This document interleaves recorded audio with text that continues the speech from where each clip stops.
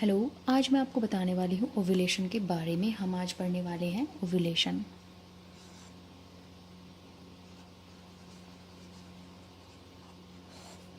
What is ovulation? Ovulation ये है कि फ़ीमेल की बॉडी में ना बहुत सारे फॉलिकल्स होते हैं जो जिस टाइम के दौरान वो एग मैच्योर होते हैं और फैलोपियन ट्यूब्स में आते हैं। ये जो प्रोसेस होती है वो कहलाती है ओव्यूलेशन। मतलब एग का मैच्योर होना। एग क्या हो जाते हैं इस प्रोसेस में? मैच्योर होकर वो कहाँ आ जाते हैं? फैलोपियन ट्यूब में। फैलोपियन ट्यूब्स के बाद में यदि यहाँ पर इस समय फीमेल अपने पार्टनर के साथ संपर्क बना लेती हैं तो वो क्या हो जाती हैं? प्रेग्नेंट हो जाती हैं। ओके। अब हम ये जानेंगे कि ओव्यूलेशन है क्या। Ovulation is the release of an egg from one of A woman ovaries. Okay. Ovary से यहाँ पर यहाँ पे ओवरी बहुत सारे मैनी फॉलिकल, ठीक है ना, मैनी फॉलिकल्स होते हैं जो रिलीज़ होते हैं। उसके बाद में वो मैच्योर होते हैं। आफ्टर द एग रिलीज्ड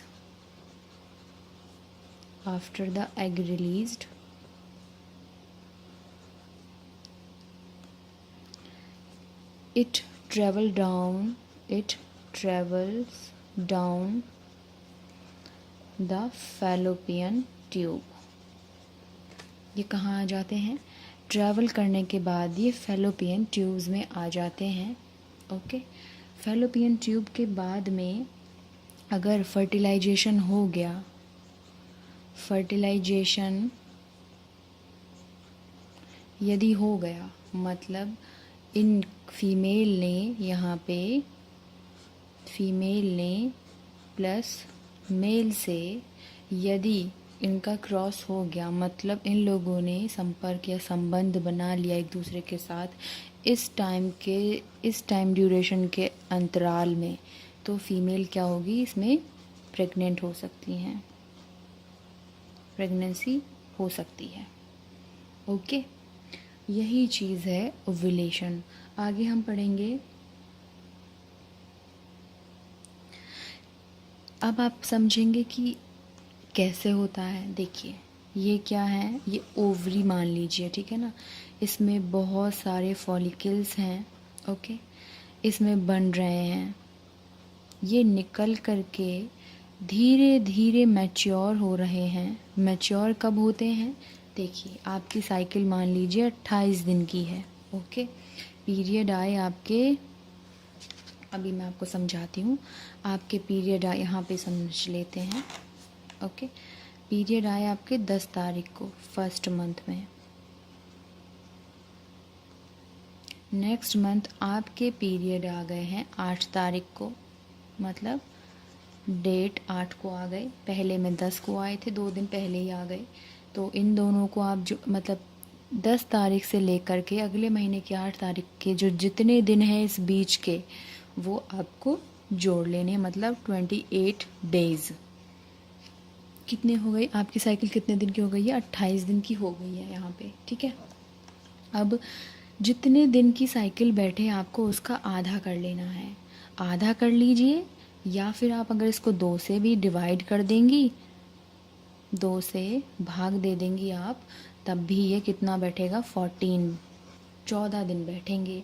मतलब देखिए ये प्रोसेस कब होगी? ये प्रोसेस तब होगी 10 तारीख को आपके पीरियड आ गए हैं। ओके। इसके बाद में 10 तारीख के बाद 14 दिन बाद, आफ्टर 14 डेज,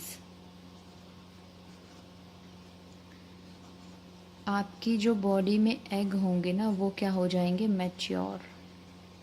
मतलब इन 14 दिनों में आपकी जो ओव्यूलेशन पीरियड होगा ना, आपका एग मैच्योर हो जाएगा 14 दिन में। 10 तारीख पीरियड आ गए, कंफर्म हो, मतलब पीरियड आए, आप फ्री हो गई। इसके 14 दिन बाद यदि आप अपने पति के साथ संपर्क बनाएंगी ठीक है ना। अपने पार्टनर के साथ यदि आप संपर्क बनाएंगी तो आप प्रेग्नेंट हो सकती हैं, क्योंकि आपके एग मैच्योर हो गए हैं और आपको सही टाइमिंग पता है कि आपको संपर्क कब बनाना है। और अगर आपको प्रेगनेंसी नहीं चाहिए तो भी आपको पता होगा कि इस ड्यूरेशन में आपको पार्टनर के साथ संपर्क नहीं बनाने हैं, अदरवाइज़ आप प्रेग्नेंट हो सकती हैं। मोस्ट चांसेस होते हैं प्रेगनेंसी के इस टाइम ड्यूरेशन के अंतराल में। अब आपको मेरी बात समझ में आ गई होगी। अब समझेंगे आप क्या होगा। देखिए, ये है ओवरी मान लीजिए, ठीक है ना। आपको पिछला तो बता दिया मैंने, ये क्या है, ओवरीज। ओके, इसमें बहुत सारे एग बन रहे हैं, ठीक है। रिलीज़ हो गए, ये रिलीज़ हो रहे हैं ये धीरे धीरे। कितने दिन में, 1 to 14 डेज़ में, 14 दिन बाद तक ये कितना बड़ा, ये मैच्योर हो गया एग। क्या है ये, पूरा एग मैच्योर हो गया है। मैच्योर होने के बाद में ये कहाँ पर आ जाता है, फैलोपियन ट्यूब में। ये फैलोपियन ट्यूब में आके बैठ जाता है। यहीं दूसरी तरफ जो मेल हैं, मेल, ये फीमेल हैं,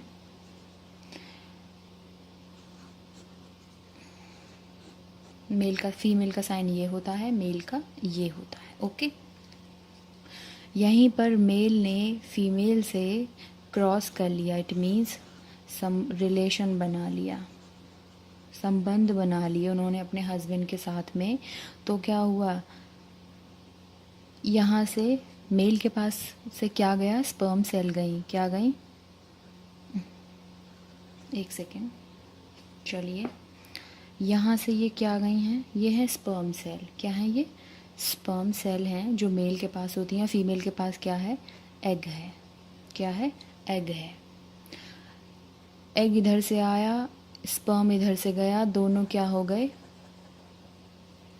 ये दोनों फ्यूज़ हो गए। ओके, इसके बाद में क्या हो गई, प्रेगनेंसी हो जाती है, क्योंकि वहाँ से फुल्ली मैच्योर एग आ गया और इधर से स्पर्म सेल चली गई हैं, दोनों मिल गए हैं आपस में। तो फ्यूज़ अगर हो गया, एग भी आ गया, इधर से स्पर्म चला गया, संबंध बना लिया, रिलेशन हो गया मेल फीमेल के बीच में। तो यहाँ पर ये क्या है, ओवा उधर से आया, इसको ओवा भी बोलते हैं, एग भी बोलते हैं। ये फीमेल एग हैं और ये ह्यूमन बॉडी की सबसे लार्जेस्ट सेल होती है और ये ह्यूमन बॉडी की स्मॉलेस्ट सेल होती है। सबसे ज़्यादा छोटी सेल कौन सी होती है, स्पर्म सेल, जो मेल में होती है। जो लार्जेस्ट सेल है, जो सबसे बड़ी सेल होती है बॉडी की, वो होती है फीमेल में, एग, मतलब फीमेल का जो एग होता है, ओवा, वो सबसे बड़ी सेल होती है।